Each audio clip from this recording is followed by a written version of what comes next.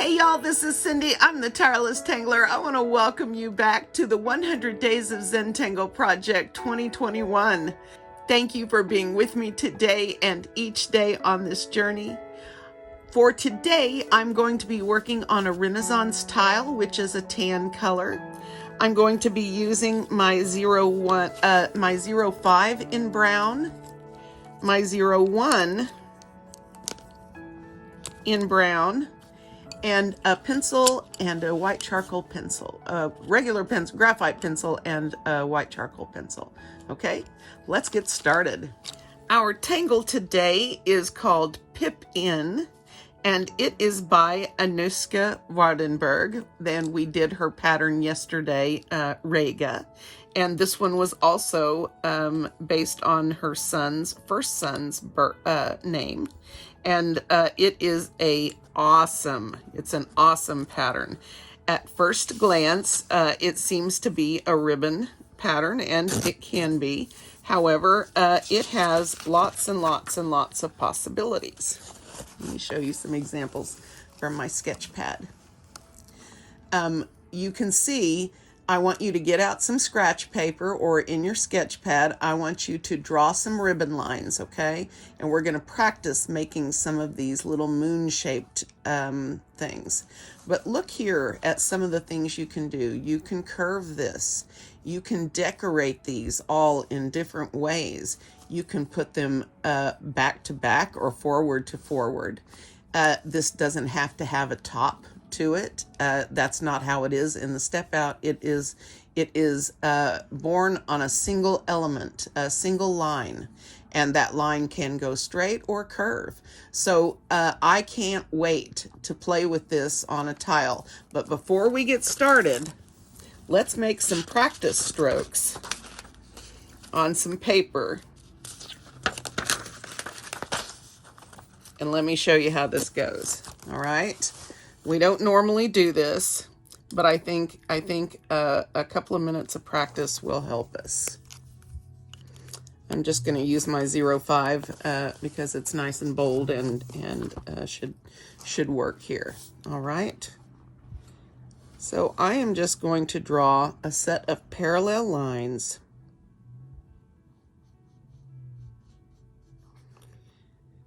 Taking time to breathe.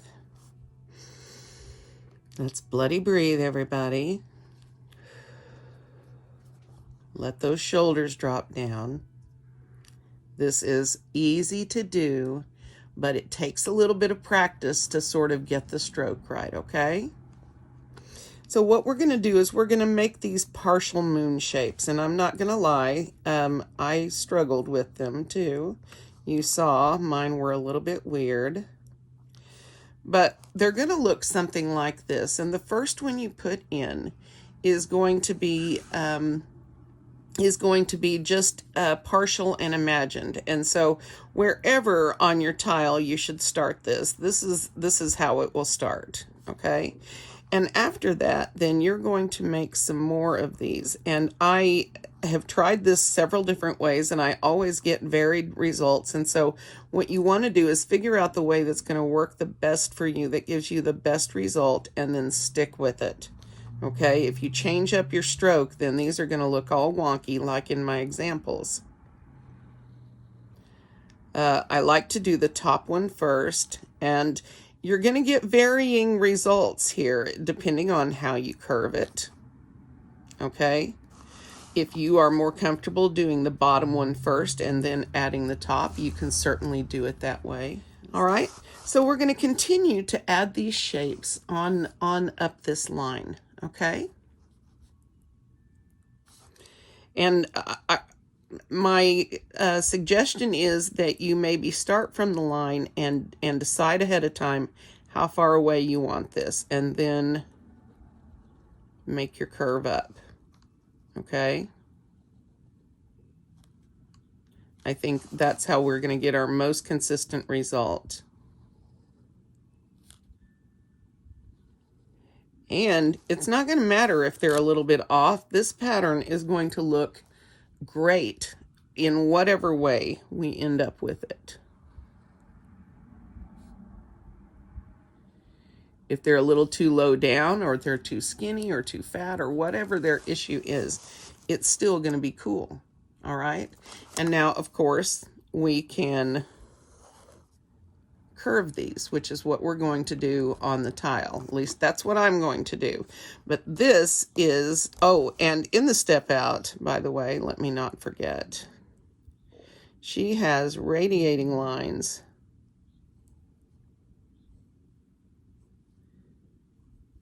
Yeah. And they're going to come down where the point is. That's where you're going to have your end point. Yeah. But this is not all you can do with this.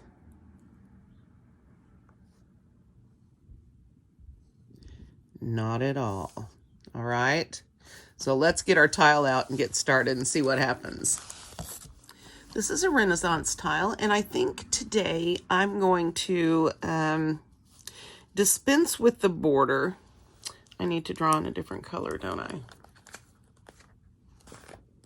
Let me just use my charcoal pencil to draw this so that you can see. And what I'm going to do is I'm going to come in from this edge down here in the corner. I'm going to make just a slight curve and come around like this. Hopefully you can see that. All right. And so we're going to start by running this Pip-in pattern all the way around this curve. Okay. I have confidence that we can do it.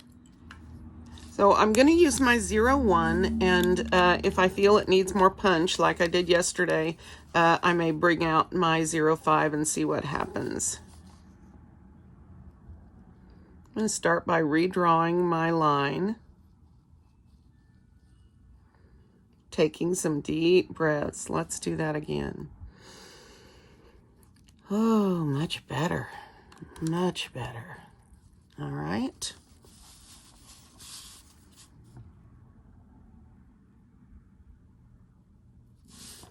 I hope everyone is enjoying their Sunday. I am so thrilled that you are here to draw with me today. I think we're going to have a lot of fun with this pattern. I think it has unlimited potential. And I don't always say that. But you can pretty much do whatever you want. And I love a pattern like that. I love a pattern that makes me go, hey, what if? And this is one of those.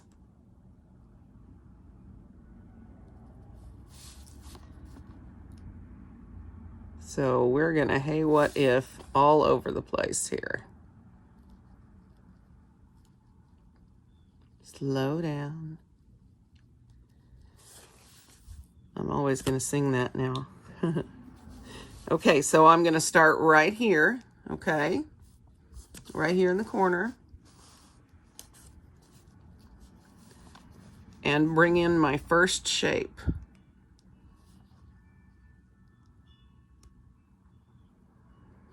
I'm going to point it up as it's going to curve over. Okay, and make it like this. Then I'm going to decide here where I want my next one to come down. I don't want to go too far. I'm going to make another curve up. And another curve over. Yeah? So repeat.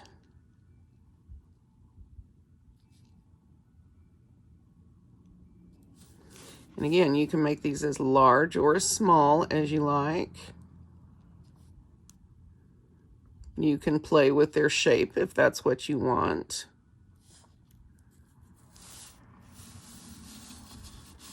Let's try this way and see if that helps. It may help.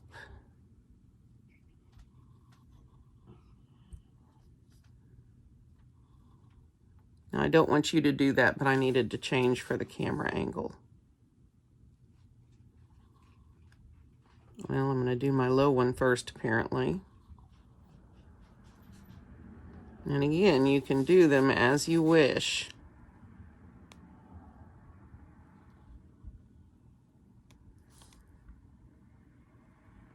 And if these want to get big and tall, I'm going to let them.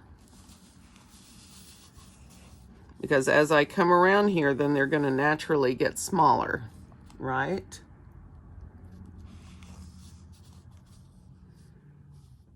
Let's see.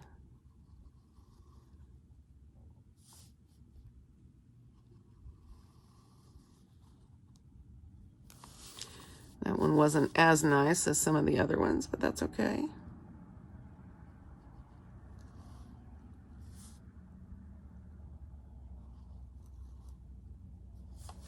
So I'm going to start getting a little bit smaller now. And these are going to start to stretch out a little bit. At least I thought I was going to get smaller.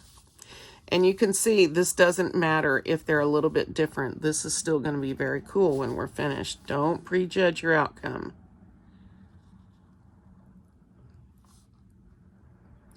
Your imagination is your best friend on this pattern. Well, apparently I'm going to like them to stay large. Let's see if we can get around this corner. I'm just going to add a little bit on here. Maybe we'll get smaller now, and maybe we won't.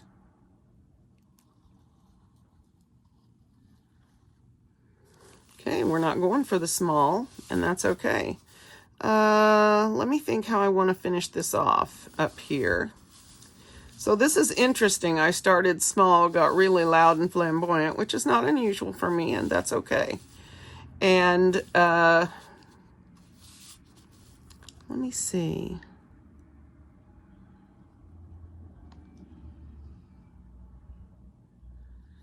Let me see if we can tuck another one in here. Will by necessity be small.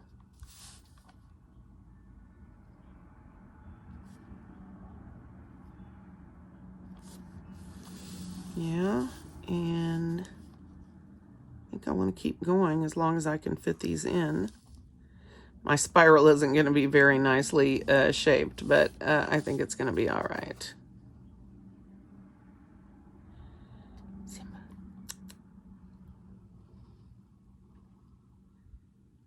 Simba is having his daily nap.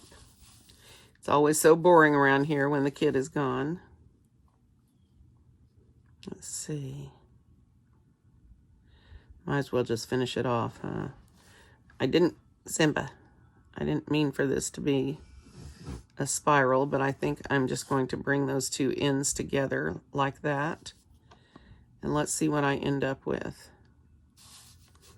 It's a much smaller element. I'm just going to draw behind over here if I run into a line.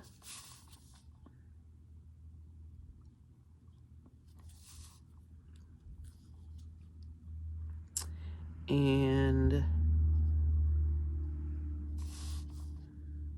yeah, and maybe one more.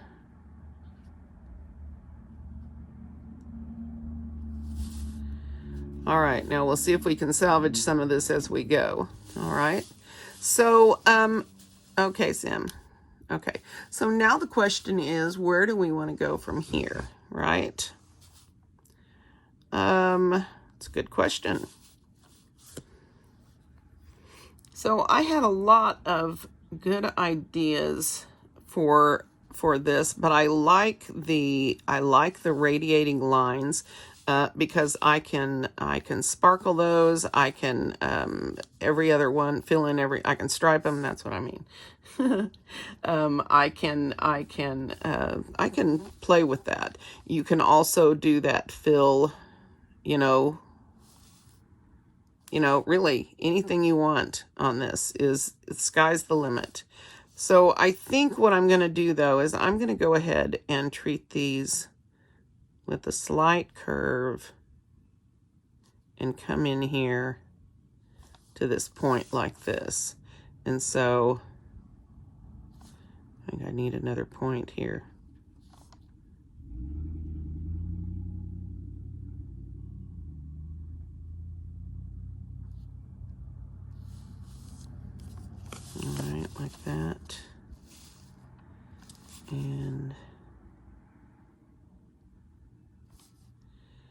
And then this.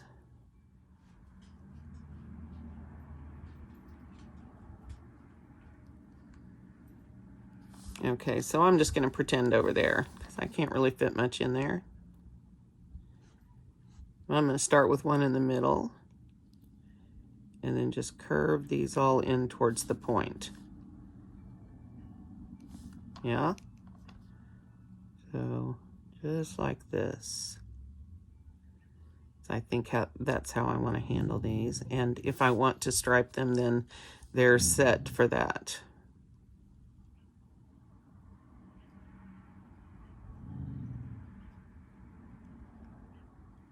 River is in the house today. Simba is limping on his paw, so I'm going to try to figure out what that's about when he stops protecting it.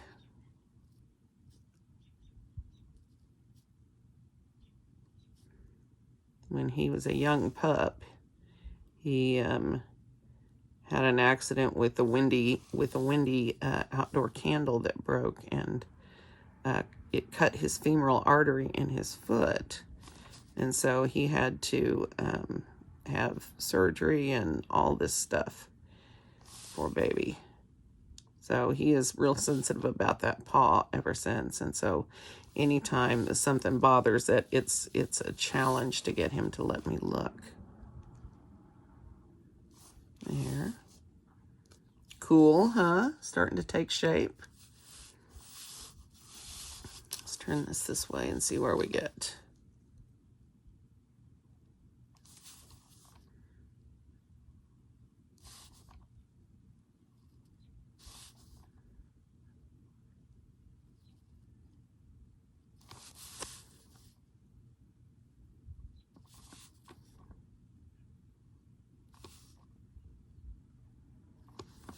Okay. I think I'm going to love this when we're done. I'm already thinking of embellishments. What can I say?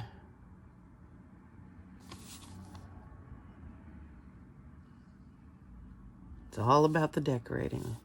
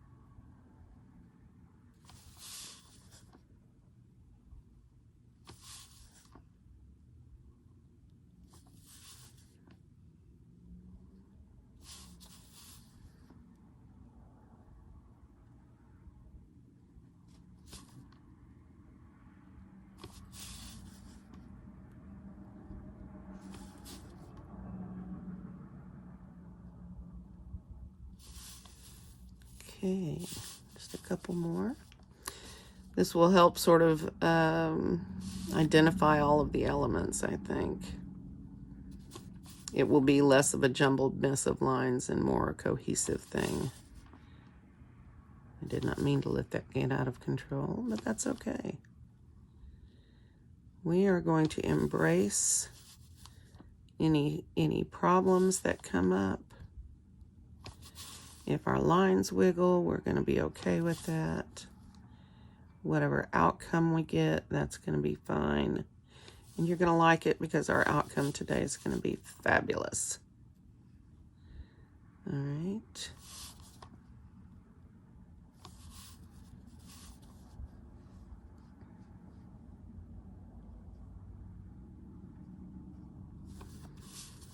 Just two more.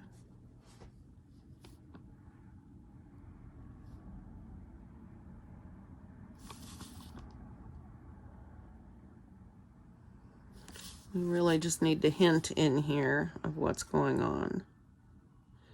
We've got the basic shapes in. We should be fine with the rest. And look what I ended up with up here was a kind of a muka shape, which is cool. I like it. All right, so now what to do. So much fun, so little time. Let's think. So I do like the idea of striping, but the other thing we can do is shade this in much the same way that we did with what am I thinking of? Rega yesterday, which is we'll shade with graphite or charcoal pencil around the edges and then put, you know, our little white highlight in between, and that's going to accentuate these. What I'm trying to decide right now is whether or not I want to stripe these, and that's going to make this really dynamic, which is of course something I'm going to want. But before I make that decision, I want to know what I'm planning to do in each of these. I can leave them blank. There's nothing wrong with that. And with shading, these will be really cool if I leave them blank. And that's definitely, if I shade them with the chalk pastels. Grab my box of chalk pastels. And I can choose a color if I want to, besides my, sorry, I'll not talk while I'm doing this.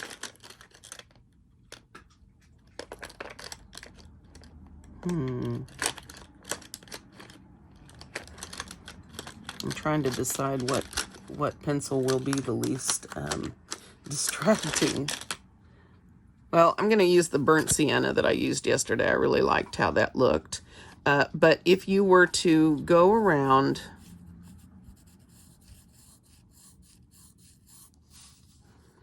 your edges here, and this will work with graphite, and maybe right here,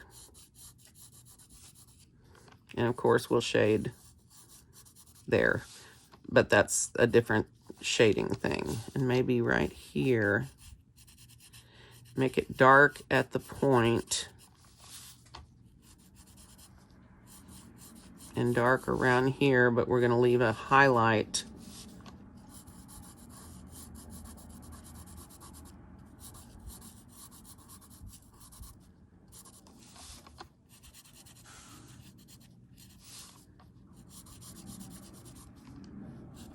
and work it something like that. And then of course we'll come in with graphite and darken and deepen and all of that. But I really like the option of leaving this blank and just doing shading on it. I'm looking for my white charcoal. There it is.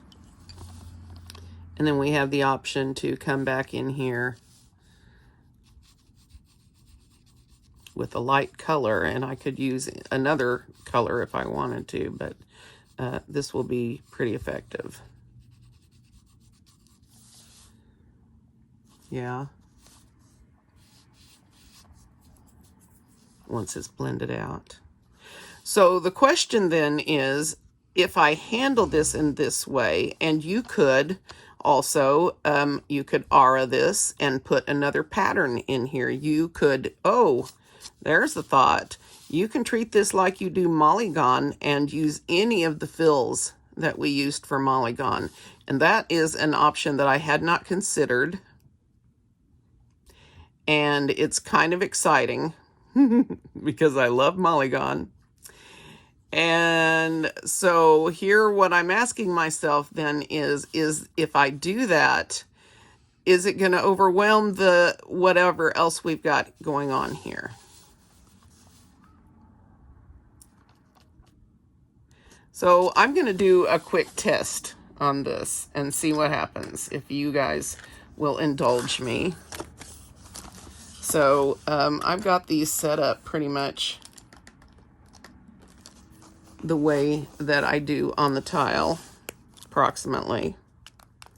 And so what I'm talking about is if I did a Mollygon fill here by adding an internal aura, and I don't have to add the aura, that is. And so doing one of those fills like perk,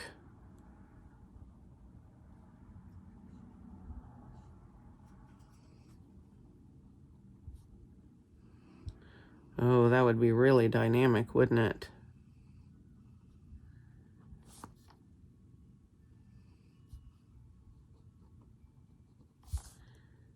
Look at that. Or my favorite fill, which is to, whoops, let me not forget. My favorite fill is to divide this in half like this. Tuck a little orb in here. And then for me, I like to leaf these. You know, do the little leaf things. You know what I mean. Ooh, wiggly. Luckily, leaves don't mind the wiggles. But, you know, something like that. Which would also be very cool. So now the question becomes, if I were to handle it this way, then would I want to stripe these? Would that make this too much, too ornate? Although, is that a thing? Is there such a thing as too ornate? I mean, not sure there is for me. Okay, that works for me, actually. What do you guys think? I mean, any of the Mulligan fills. So that opens up the sky's the limit kind of a thing. So I'm going to look at my tile again and see what I think I want to do, because that's kind of an exciting prospect.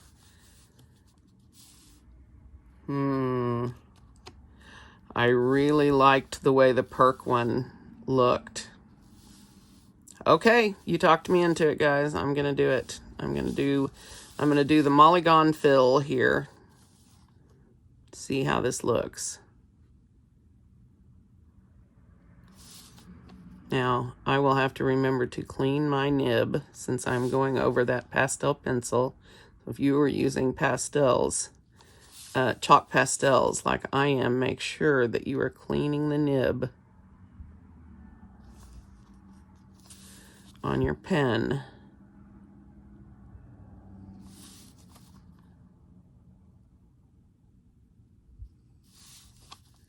Goodness.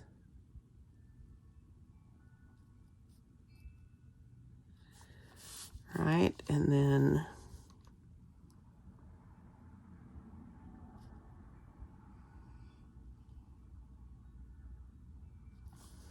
start right there in the middle.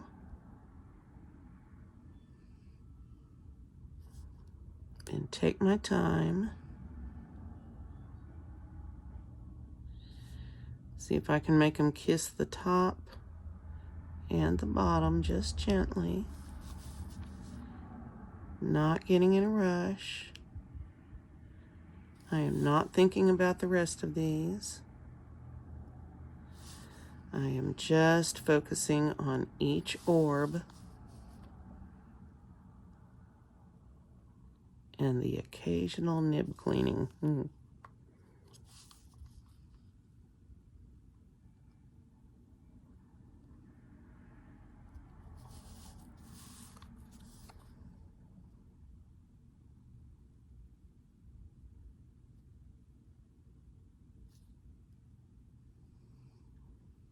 right. Let's see where we ended up here.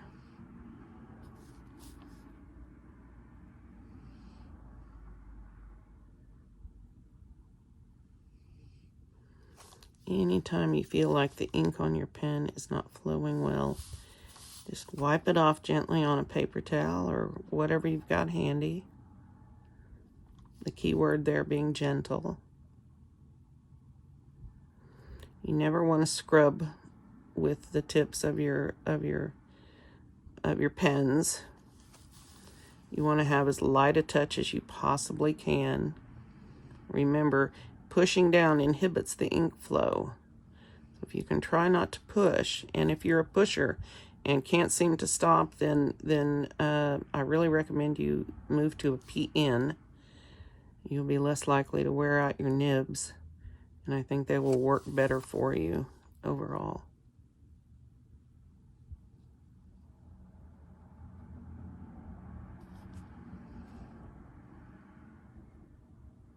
Now I can do all of these the same way. or I can change them up and do something different. Do a different fill in each one. So I'm thinking about it.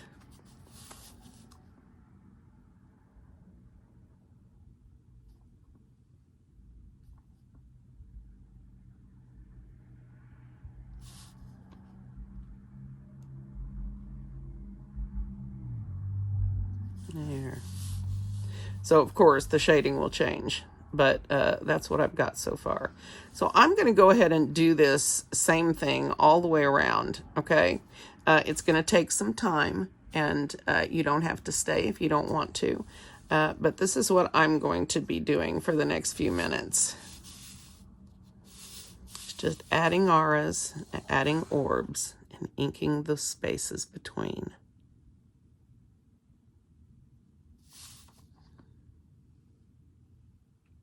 Now that I'm off that charcoal, I don't have to worry about my nib, as long as I am gentle with it.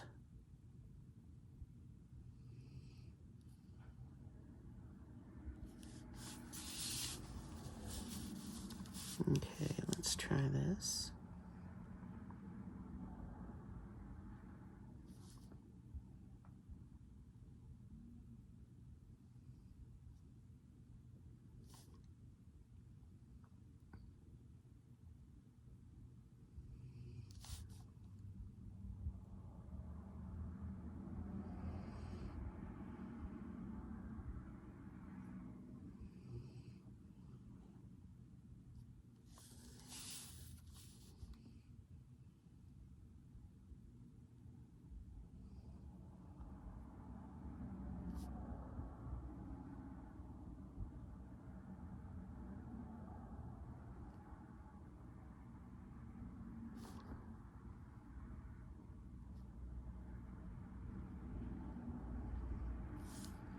So I drew the entire time I was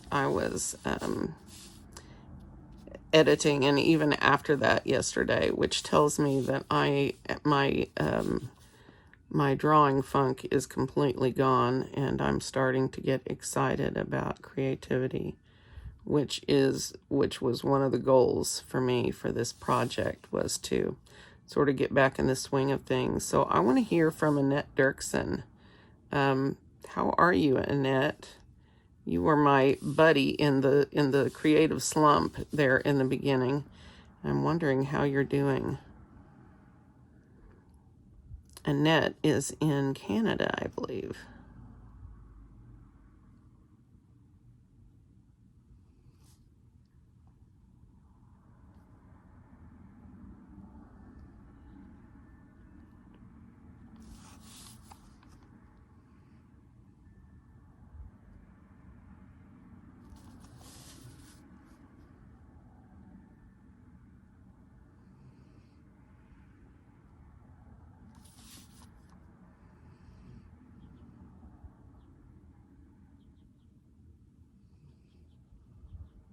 There we go. Nicely done. Now these are going to be tight in here.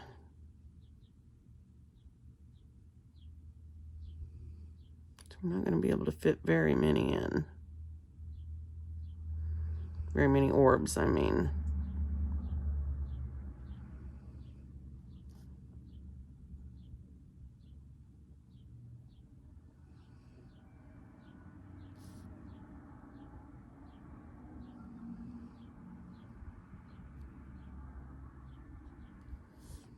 All right, I can live with that. See if we can do the last two. I'm not sure I can even get my aura lines in.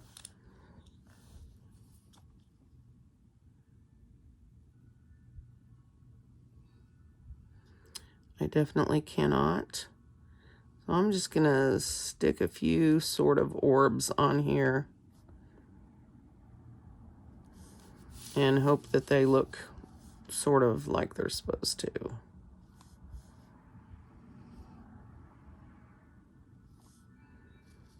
All right, and this one I'm just going to put in orbs and hope for the best.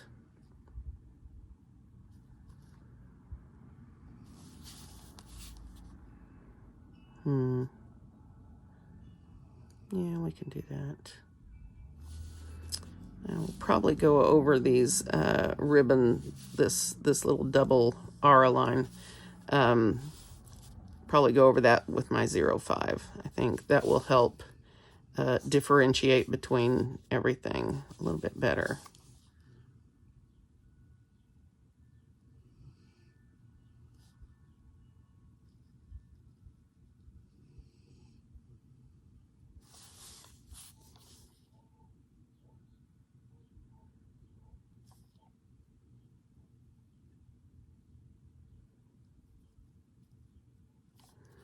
Here we go.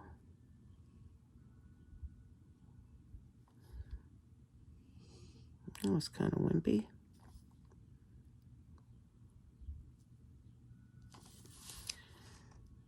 All right.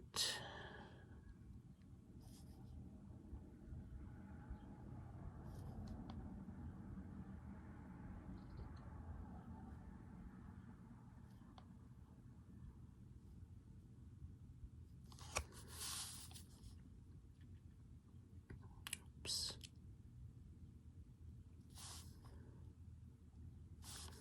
Okay, slow down. You don't want to mess these up.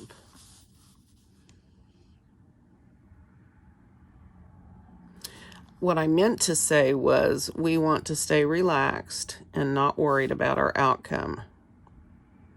Cindy, shame on you. And how are my enders today? I know that y'all are the only ones left at this point. Much love to you, ladies and gentlemen. My fellow Zentangle addicts. You know, this is how I feel about Zentangle as well, right? It becomes an addiction, and the thing is, it's such a positive addiction. Let yourself be addicted to it. You know, let it be important to you, because I'm telling you now, it turned my life around from being someone who was shut in with no hope to being somebody who had managed to create a very well, I don't know about exciting, but at least a very dynamic, meaningful life that I did not have before Zentangle. And it sounds silly to think that is responsible in any way, but I'm telling you, it is. It is. I can't explain it. It helped my self-confidence in a way that I'm not sure I can express. And I'm not sure I can explain how that happens, but I've seen it happen with people over and over, where they start drawing their Zentangles and they make drawing every day a practice, and all of a sudden they are feeling better about themselves, more hopeful about life, about everything, and they are accepted into this wonderful, warm community where we love each other. And I think that's great. We are bound together in our art and our appreciation of beauty, and in our love of sharing the beauty. And I just think it's lovely. Just think it's lovely.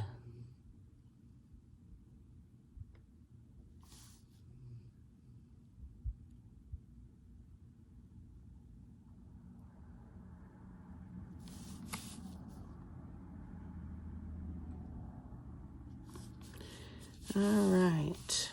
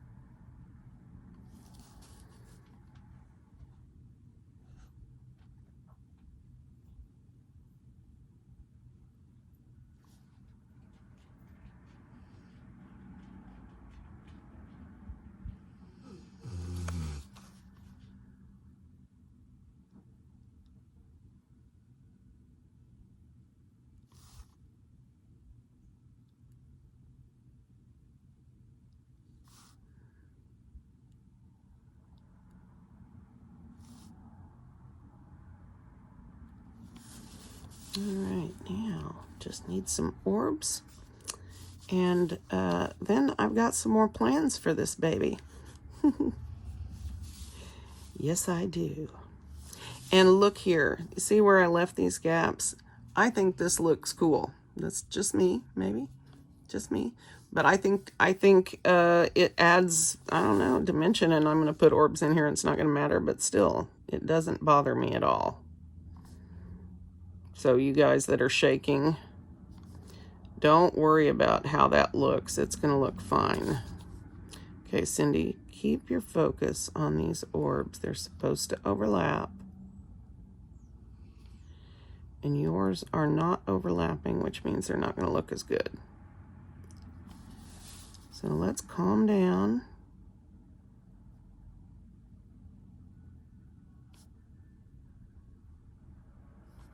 And slow down.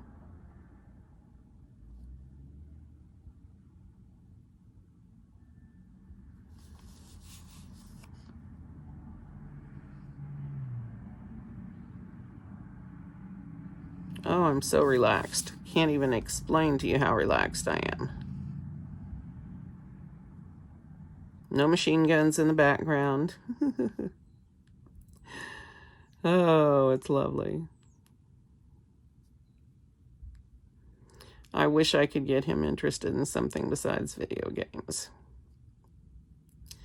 I have tried, and we're getting to the age where he's refusing to play sports, and I think that sports are going to be a big part of his success someday, but I could be wrong, and it's not my job to run his life. However, it is my job to stop him from sitting on the couch and doing nothing all day.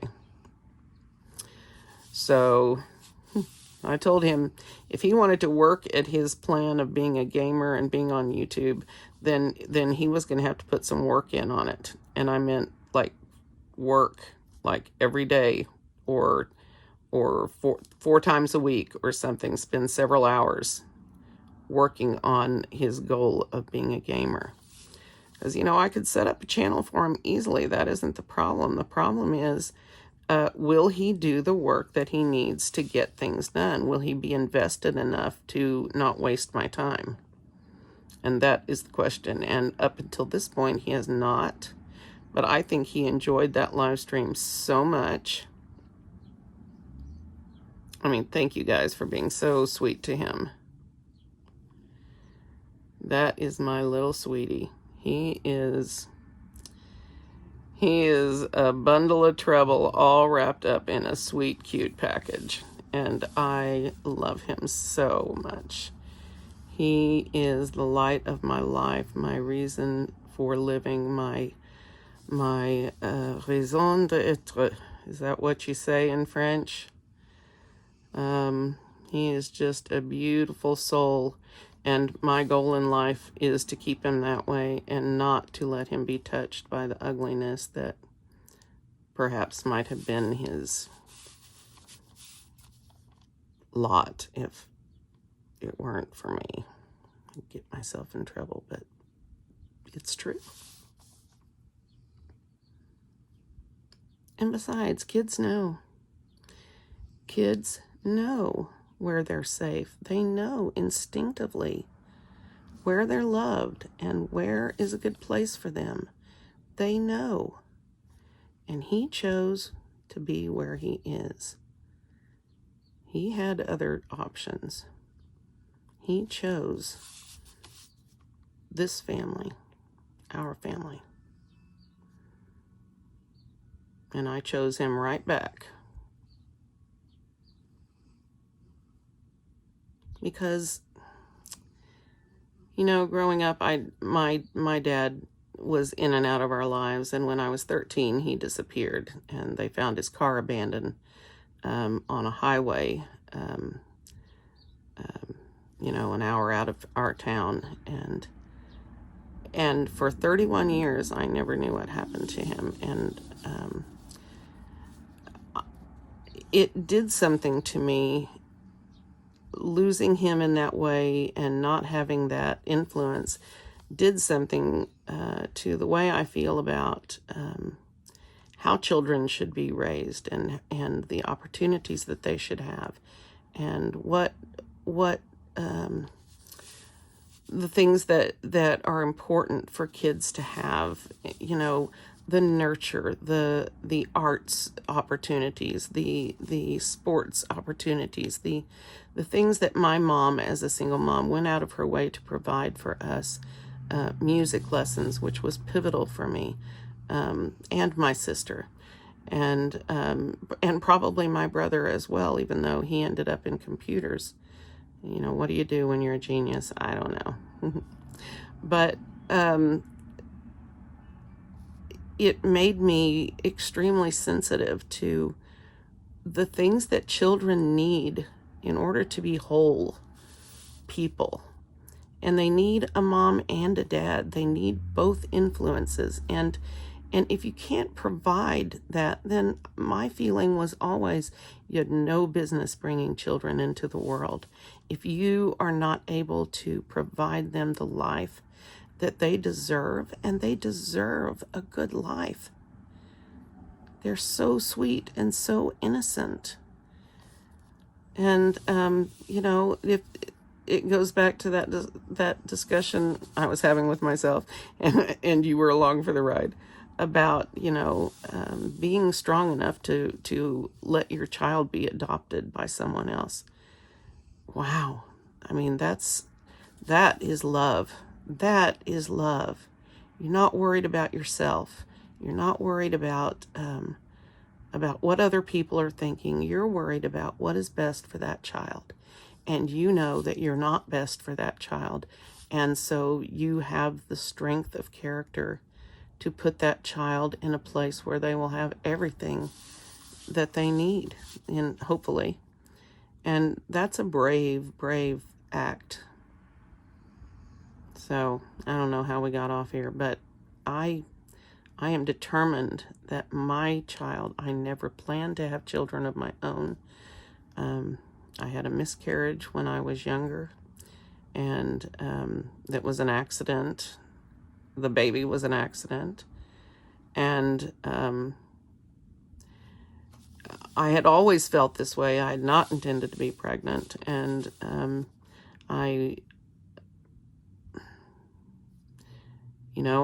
it's not that I felt I wouldn't be a good parent. That wasn't it. It's that I felt that kids should have both parents. And I did not have anyone significant in my life that would help with the raising of a child that would be healthy. And I didn't feel like I had the right to bring another child into the world that would be struggling for whatever, when there were shelters and foster kids and all kinds of things out there with no one to love them, that I could also take in and not bring an extra child into this overpopulated world. And that's how I felt about it. That's my honest that was it. That was my honest feeling. And it's not that I did not want the baby that I carried. I very much did. But at some point in life, you have to start thinking outside yourself. You have to start thinking about, others and how your actions impact them, and what kind of life decisions what you are doing will cause for other people. And it's, I was always really, really into thinking too much, I guess, at that age. But I knew what was right for kids, and I knew that unless I could provide that environment that I wanted so badly when I was growing up, unless I could do that, then I felt like I didn't need to have children of my own, and I could be free to love the others that were here. And so I had come to a point in my life where I felt like I would never have children. And of course, then, because I adopted other people's kids mostly, and which is how I ended up with Mari, really, because I adopted his uncles. So this is a bit of a mess in here in the middle, so that may not have been my best choice, but we're going to dot some shading and jelly roll and stuff like that on here. So I'm going to change out my pen right now, and I'm going to grab my 05 in brown.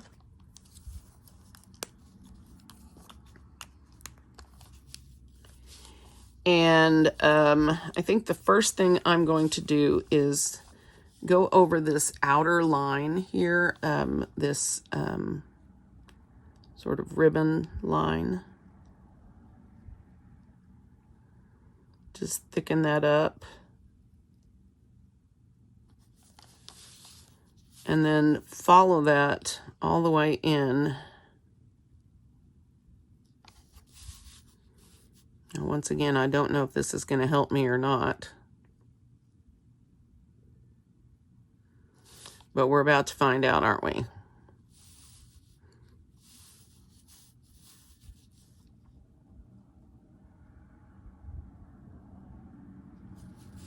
So I recommend drawing this all the way in before you start something like this for future reference.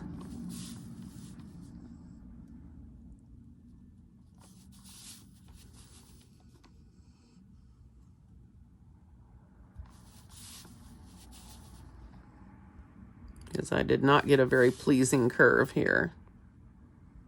That's okay though.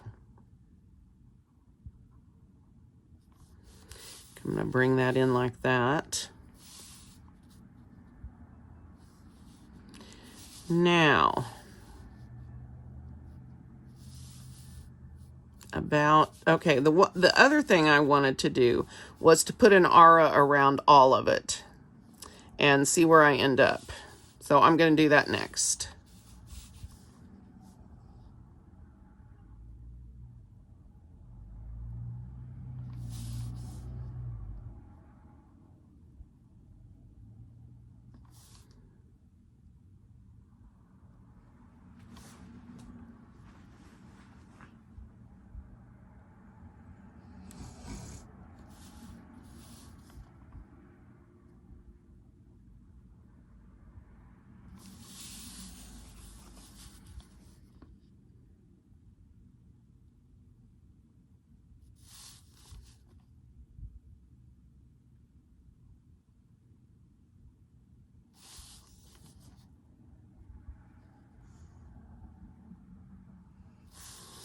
That bigger, thicker line going around the edges, and these sort of scalloped edges are going to be really nice, I think, together. Simba, easy, bud.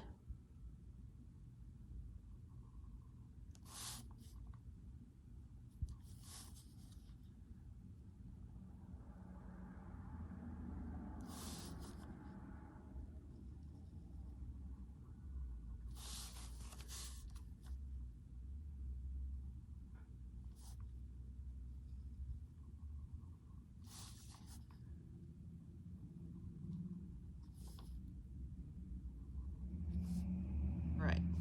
So now I'm going to leave the outside of this for now, and I'm going to go back on the inside, and I'm going to take my 01. Oh, maybe I don't want to. Let's do some shading first.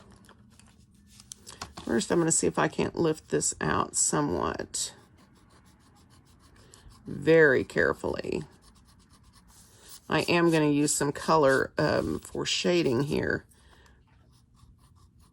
But I'm thinking I'll use a colored pencil, maybe. Now this white is not going to matter because I will be finishing everything off with white. The reason that I'm worried about using the burnt sienna for shading is that the tip that I have to use is rather broad, and so I'm afraid I won't be able to get it in the exact spots that I want. But I don't mind shading in this way. So, well, colored pencils. I've got this terracotta from Faber-Castell that's a Colorase pencil. I don't know if they make these anymore, but I had a small set of them, and so every now and then they come in handy. So this terracotta brown is really similar to the brown color in the Micron 01, at least. And what I'm going to do is treat this sort of like a fan, and I'm going to put some color up at the top and down at the bottom. And then I'm going to use my charcoal pencil to give us a nice highlight here.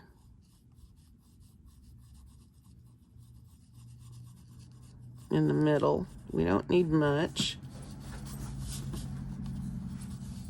And I'll blend that here after a bit.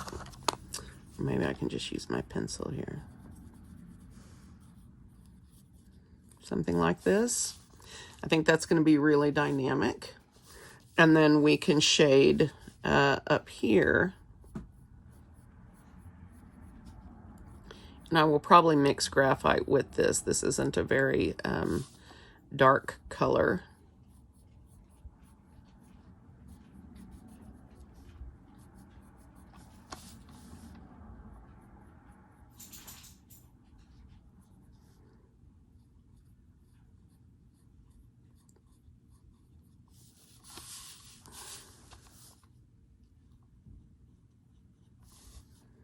Like this. And then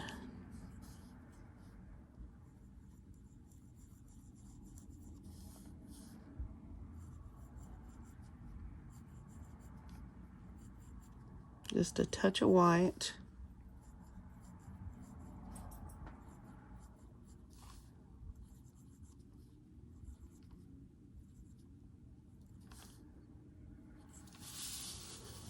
Oh, that's gorgeous. Yeah, that's what I'm going to do. That's where I'm going with this. That'll work for me. That will work. And of course, if I add the graphite, this is going to be even more intense. It will give me a bit of gray. Not too much, I hope.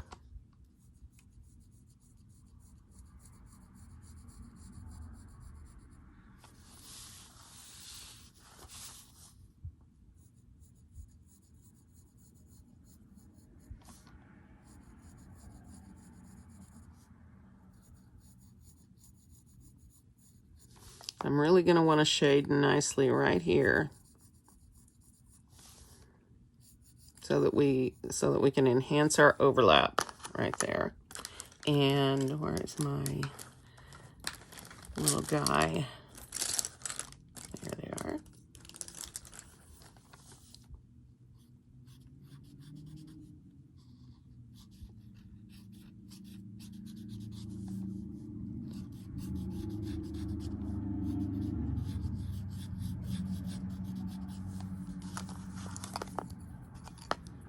Just like that. That's going to be awesome. Now you can spend as much time or as little time as you like. I think, my goodness. I think that, again, like I said yesterday, the more time you spend with the finishing up part, the more cool your tile is going to be. So if you're in a hurry and you don't want to spend the time, that is okay. That is okay. That's beautiful. I'm thrilled. I think this is going to be a gorgeous tile.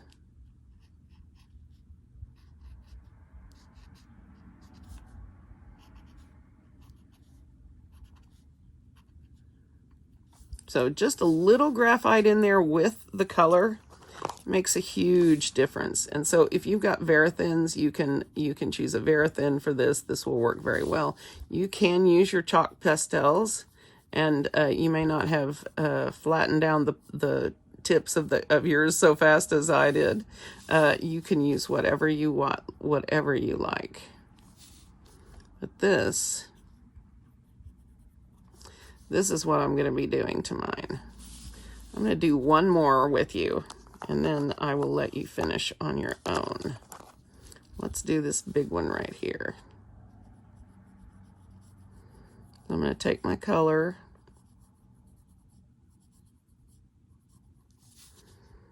and get right up here on this line, on the side that looks like it's being overlapped.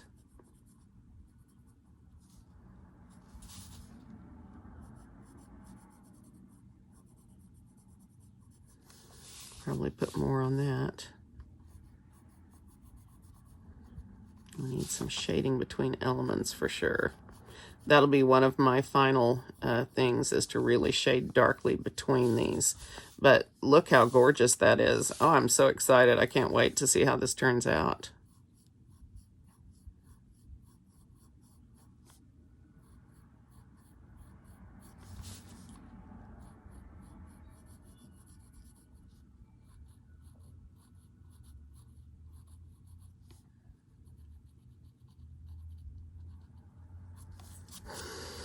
All right.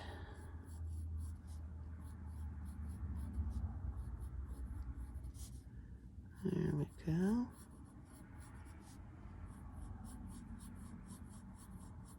Try to sort of blend that line out a little bit. And I can use my tortillon on that. I just don't think I need to. And then I'm going to switch to my graphite pencil and put a darker shade on that. Right there along that line. Not too much. We don't want to overwhelm it with graphite. Although I do want a nice dark shade right there.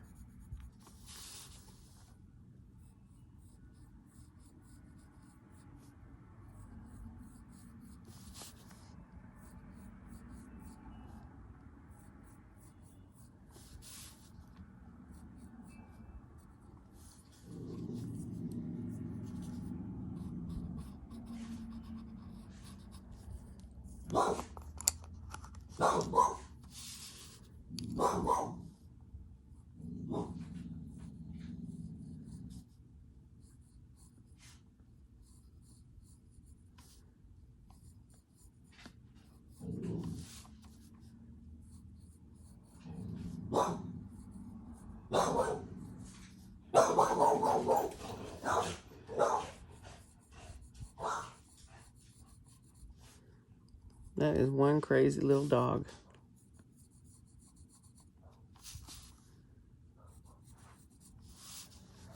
All right, where was I? Oh yeah. Getting to the good parts.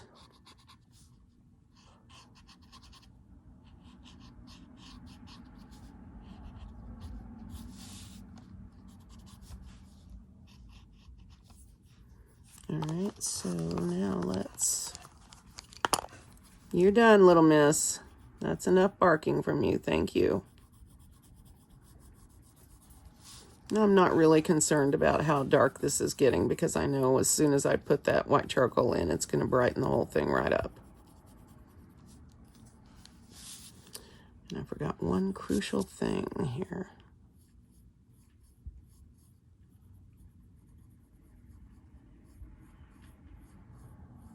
There we go.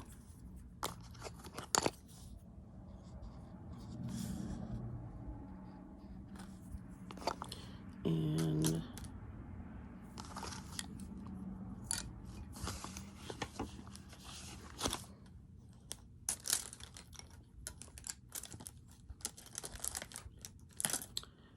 where is it? All right.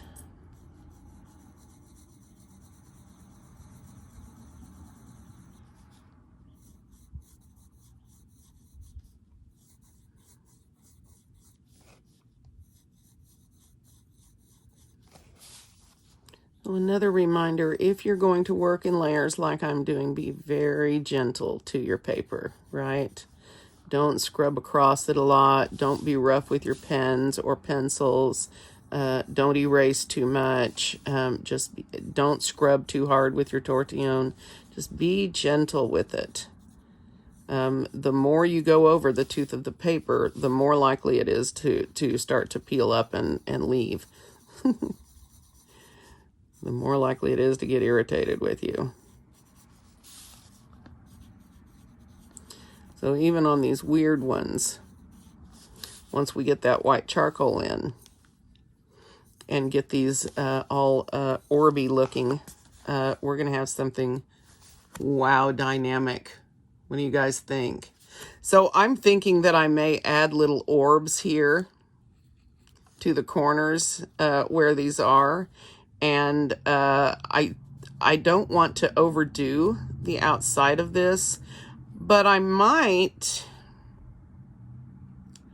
I might just put in some maybe hatch lines in like a light, maybe with my 05 in white, my jelly roll. I'm not sure yet. I'm gonna have to let this sit, and while I'm editing and shading and all of that, I'll just let my imagination flow, and we'll see where we end up. But this is where I'm gonna stop today. Isn't this a beautiful pattern called Pip-in?